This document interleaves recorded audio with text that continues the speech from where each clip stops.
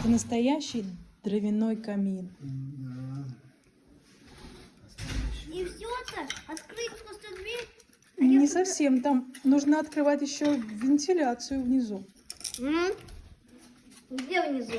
Никакой вентиляции не вижу. Обращай внимание, ты увидишь.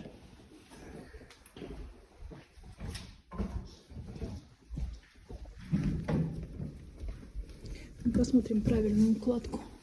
Да. Мы-то такие же, ведь как мы же не специалисты. Но все равно практика, практика, практика. По камину. Все это как бы. Ну да.